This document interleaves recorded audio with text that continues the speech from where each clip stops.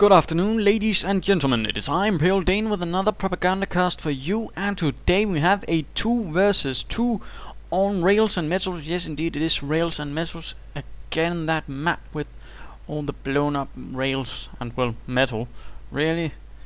And of course, with that small change right here, meaning this house is a bit easier to take out in its rather dominating presence of this entire area.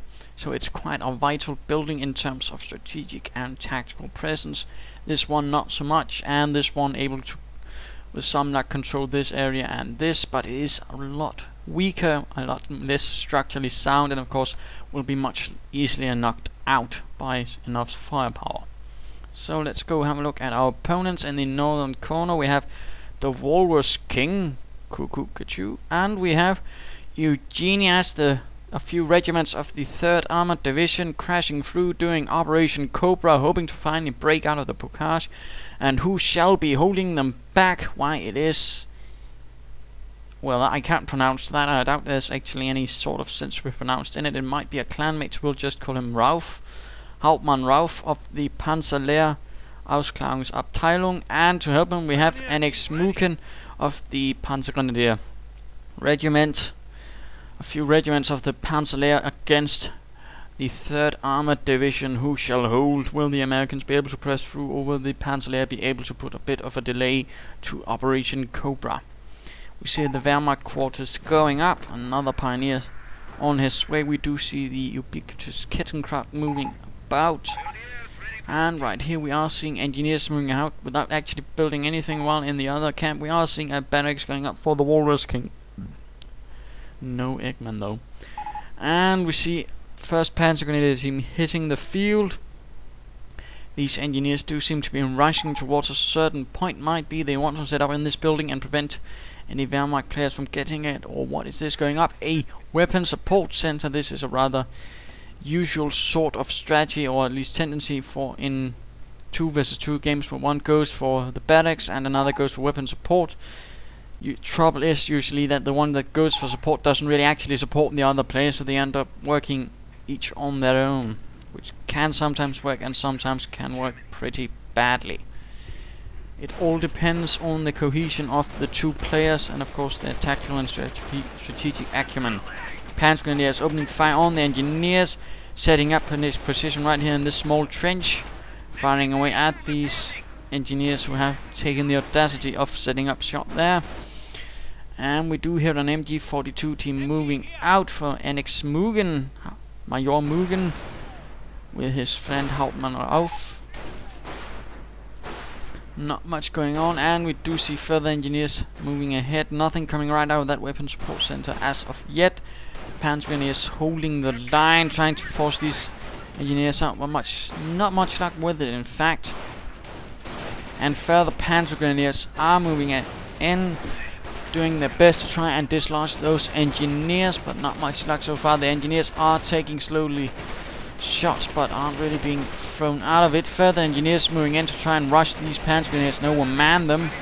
Engineers being alright, and one getting in as the other team is slain quite brutally, but these Panzer Grenadiers will have to get out of there. Too much submachine gun fire for them. And we do have the 1st 30 caliber heavy machine gun team moving in. We'll probably be trying to set up right here. MG42 slowly inching forwards, having sent back an engineer team. Riflemen moving about a bit here in the center. And looks like the heavy machine gun team will make it into the building and fire right into the trenches. It of course being directional, so these Panzer Grenadiers might not actually gain much protection. And there we go, and the Panzer Grenadiers make a run for it, since they don't really have anything actually to offer against it. Pioneers moving to the south as well. And a Kettenkraut, which does seem to have been stopped right in the middle of everything. Will riflemen fire away at it? Will the Kettenkraut get away? Just seems to barely have done so. MG42 standing up right here in this wrecked old barn. So they will certainly be able to hold that position with a bit of luck. And Volksgrenadiers are in. And what is this? A Schwimmwagen. The Schwimmwagen having received a small manpower discount with this patch and a decrease in build time.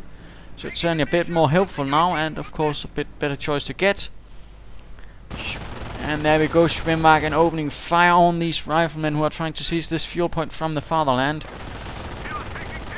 Firing in one rifleman going down to the light machine gun fire, but the Schwimwagen quickly getting overmanned and overpowered by all of these riflemen, and will have to get out of this hornet's nest before all is lost. These driver apparently having a bit of trouble getting out of there. Do get out of there, Mr. Schwimwagen driver. And there we go, does seem to get out of there, but there's nothing to actually support it. Volksgarden is apparently continuing up north here with Pioneer supporting instead of actually trying to deal with this in the south. And we do see a logistic company going up, but nothing really going out of it so far, just further Panzer Grenadiers for the most part. And we see further heavy machine guns being sent in to reinforce this position. Going to set up a rather lethal killing field right here. Panzer Grenadiers once more getting into the line of fire, and we see further engineers rushing ahead, and engineers apparently having a bit of a picnic around these points for some reason. Not entirely sure what's going on, but the Americans are pushing forwards right here, straight line through there, going for this cutoff point, which will leave this territorial area isolated from the German lines of supply, preventing them from actually getting out of this fuel point. Rather sneaky, and another Panzer Grenadier assault has been turned back, and we see Volksgarden moving into the south, trying to regain some of the territory, but finding himself running into plenty of riflemen.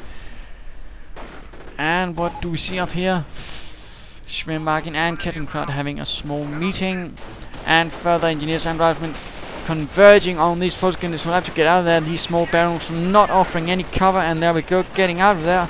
Flammenwerfer being equipped for some pioneers, and there we go, but can't really get close to these riflemen. But a sniper is on the way from this Wehrmacht quarter in the south. We do see a Panzerjäger commander. We'll probably be seeing armored cars, so nothing unusual there. That's rather the usual Panzer elite tactic and strategy, not one I usually use myself, not that I agree with it, but it can certainly be useful in particular since there doesn't really seem to be any sort of vehicles out so far. A barracks also going out for Mr. Eugenie, but will he actually be getting a rifleman? We'll have to see. And requests of support going out from some Wehrmacht troops, but I can't pinpoint it. Sniper now on the prowl, and we do see Volksgarden is lying wounded out here as riflemen are getting out of there. Panzer is now on the scene as well, forcing these riflemen into a full retreat. We do see machine gun emplacements going up right here in the center to try and also hold this victory point. And looks like this building has been rendered a bit unoccupable by a incendiary grenade. Although it looks like these heavy machine guns will be getting back in there. Will certainly be a lot of heavy machine gun fire covering this area. But they haven't gone with this victory point though. And an observation post as well, meaning increased fuel. So most likely Mr. Eugenie will be trying to go for some sort of vehicular rush.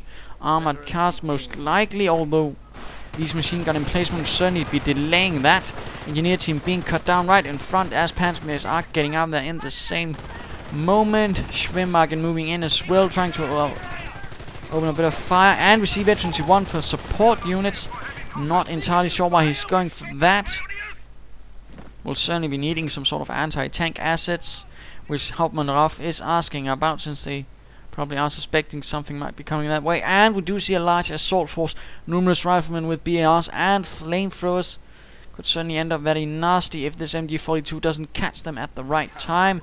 And looks like they really are doing their best to ensure they are not detected. And a rifleman team moving in from the south to try and take the attention. Will they be cut down and forced retreat before that, or will the other team be able to move in time? Looks like it. Yes, indeed, these riflemen are sacrificing themselves heroically to allow the rest of them to actually move in and open fire and fire away. There we go. Plenty of American forces moving in from all sides. MG42 team forced to get out there in a perilous speed.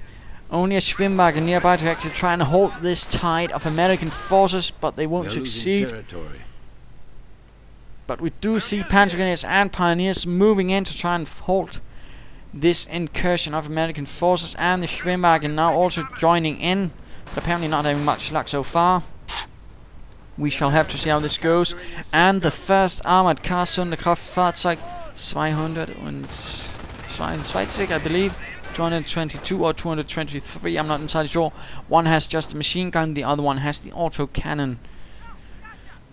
So it can be a bit confusing, I think, at times. And there we go, armored car cruising in.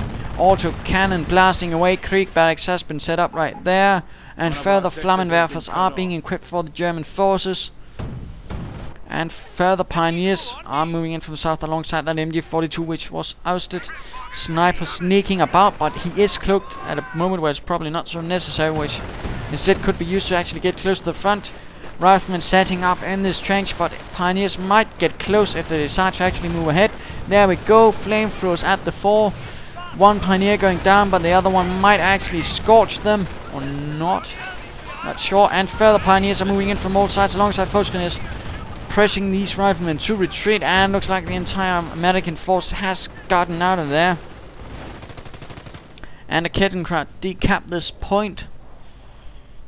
And we do see another machine gun emplacement going down there. A lot of machine gun emplacements, in fact, but we do see a motor pool at the same time, while Mr. Walrusking is mostly sticking to the triage center and riflemen and engineers.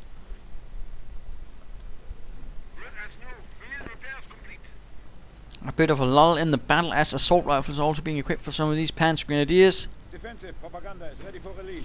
And we see that the defensive doctrine has been chosen for the Wehrmacht, and a pack is moving ahead, not cloaked, which is good. You don't want to actually cloak it until you have it where it's in a good spot, otherwise it's just going to be moving too slowly. And so we'll have to see defensive doctrine rather usually chosen, but it does mean, of course, it won't be rather defensive in mind, won't really be able to launch any decisive attacks. And so far we only have the For the Fatherland, which certainly is motivating and makes his troops harder to hit and damage in general. Anti-tank half-track on the way as well. Panzer support command on the field, going to be providing a bit of anti-tank assets. Alongside that, Pack 38. And looks like these engineers might be cut down or not. Apparently the armored car deciding it has better things to do. And we do see a T-17 moving about, looking to possibly link up with these forces, as the mechanized riflemen moving up without actually any mechanization. Panzer Grenadiers firing away. Pioneers having set up his shop here with a flamethrower. Can certainly rain fire upon anyone getting too close. Riflemen hitting a mine. We're very close to... No, that's a tiller mine actually. So if any vehicles hit that, it might actually get knocked out. Setting up in cover and getting fired upon. Sniper providing support for as well. T-17 moving in. Will it set off the tiller mine? Oh dear, it's awfully close. Oh, it could also do a lot of damage to these American riflemen. Oh, they get out of there. Certainly been very nice. Will there be Panzerfaust against it? And we do see an artillery strike going in. Oh dear, these forces will have to get out of there. Oh, the strikes are in, but they do get out. Oh, 2 Volksgrenadiers are killed. Minor losses and a bit of a waste though for these Americans then. Might take out this bunker. T-17 firing a few shots. Not entirely sure what all of these pioneers are doing, but we do see this anti-tank half-track moving ahead with some Panzer Grenadiers and this Wehrmacht staying nearby. Anti-tank half-track possibly hoping to do some serious damage to this T-17. Engine destroyed. And now completely immobilized, as the wheels are also apparently rendered inert. And T-17 rendered a small wreck in the name of the fatherland. Mines also in the south, although also a tiller mine. Riflemen ignoring this since they don't actually weigh as